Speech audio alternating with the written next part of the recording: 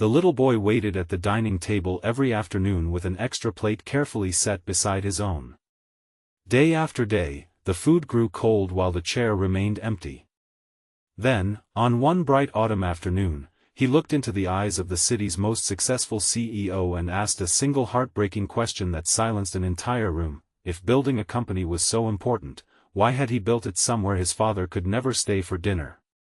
If you believe in kindness, forgiveness, hope, and second chances, please like this video, leave a meaningful comment, share it with someone who needs encouragement today, and subscribe to our channel so our community can continue sharing stories that remind us what truly matters in life. Victor Caldwell had spent 20 years chasing success with relentless determination. He founded a technology company from the spare bedroom of a tiny apartment, survived bankruptcy scares, sacrificed weekends, and accepted every opportunity that promised growth. Newspapers called him a visionary. Business magazines admired his discipline. Investors trusted every decision he made. Yet while the company expanded across the country, the distance between Victor and his family quietly grew even faster. His wife, Eleanor, had never complained. She understood the difficult early years when every dollar mattered. She celebrated every milestone and encouraged him through every setback. But as success arrived, the long hours never disappeared. Instead, they became longer. Victor always promised that once the company became stable, everything would change. Stability arrived years earlier, but his schedule never did. Their 8-year-old son, Nolan, adored his father despite rarely seeing him. Every afternoon after school, Nolan would draw pictures of places he hoped they would visit together one day. Some showed fishing lakes, others mountain trails or baseball fields. Every drawing included 3 smiling figures holding hands beneath a bright daytime sky. His teacher once asked why his father was never wearing a business suit in the pictures. Nolan simply replied that he was drawing the dad he hoped to spend time with someday. One sunny Thursday afternoon, Eleanor prepared Nolan's favorite homemade meal because Victor had promised he would finally arrive before dinner.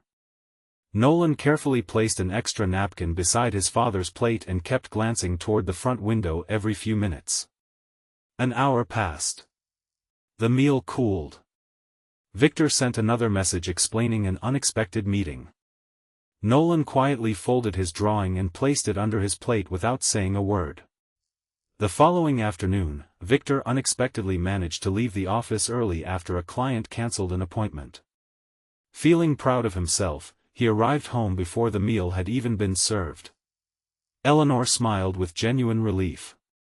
Nolan ran toward him with excitement that instantly made Victor realize how rare moments like this had become. As they sat together at the dining table bathed in warm afternoon sunlight, Nolan looked at his father with innocent curiosity rather than anger. He asked why everyone in the city seemed to borrow his dad during the daytime while their family always had to wait until there was almost nothing left of him. The room became completely silent.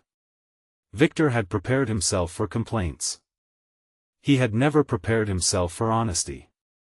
Nolan then reached beneath his plate and handed Victor the folded drawing he had hidden the previous day. On the back, written in careful handwriting, were the words, "I keep saving you a seat because I don't want you to forget where your real office is." Victor could barely breathe. That afternoon became the longest conversation he had shared with his family in years. He listened as Nolan described birthdays celebrated with video messages, school performances where his father's chair remained empty, and weekend plans cancelled because another business emergency always appeared. Eleanor finally admitted that she no longer worried about losing her husband to another company. She worried about losing him to his own ambitions. The words stayed with Victor throughout the following morning.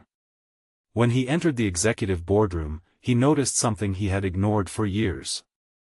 Every senior executive looked exhausted. Several admitted they had not taken a proper vacation in years. One confessed he had missed his daughter's graduation. Another quietly revealed that his marriage was falling apart because work always came first. Victor suddenly realized he had unknowingly created a company culture that rewarded people for sacrificing the very lives they were working to improve.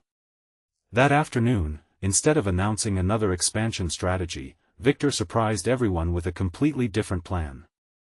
Mandatory family evenings would become part of the company's culture. Executives would no longer receive praise for working endless hours. Managers would be evaluated not only by profits but also by the health and well-being of their teams.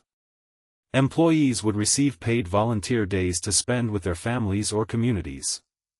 Many investors questioned whether such changes would reduce productivity. Victor calmly answered that exhausted people could build successful businesses, but fulfilled people could build lasting legacies. The transition wasn't easy. Some resisted. Others doubted him. But within a year something remarkable happened. Employee turnover declined. Creativity increased. Customers noticed happier staff. The company's financial performance actually improved. Yet the greatest transformation happened inside Victor's own home. Every weekday afternoon, he arrived before dinner.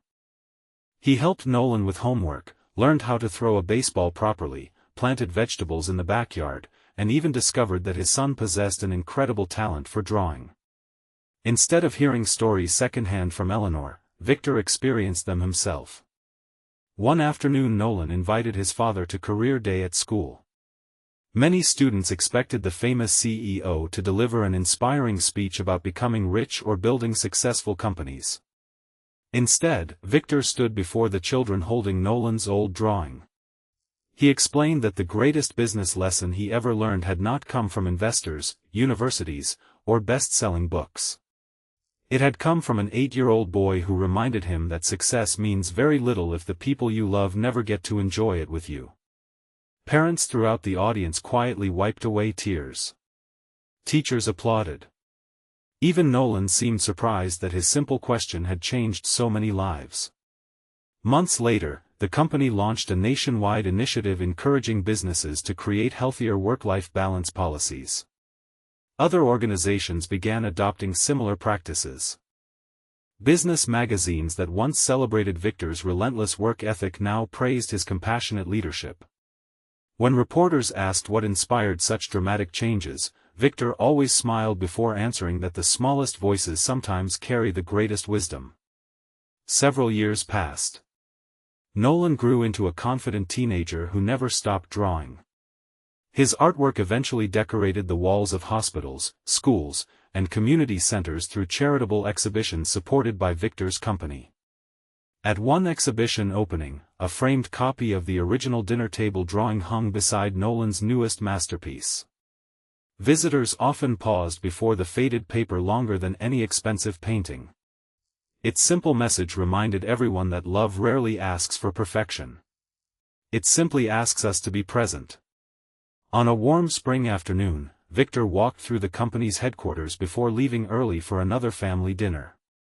He noticed employees laughing together, parents discussing weekend plans, and young professionals confidently ending their workday without guilt. The culture had changed because one father finally understood what his son had been trying to tell him all along. As Victor reached the parking lot, he looked at the photograph he kept inside his wallet. It showed Nolan smiling beside that once empty chair at the dining table. The chair was no longer empty. Neither was his heart. Before we finish this story, we'd love to hear from you. Please leave a meaningful comment telling us what matters more in life: building a successful career, building unforgettable family memories, or finding the balance between both. If this story touched your heart, please like this video, leave a meaningful comment, share it with someone who needs hope today, and subscribe to our channel so you never miss another emotional journey.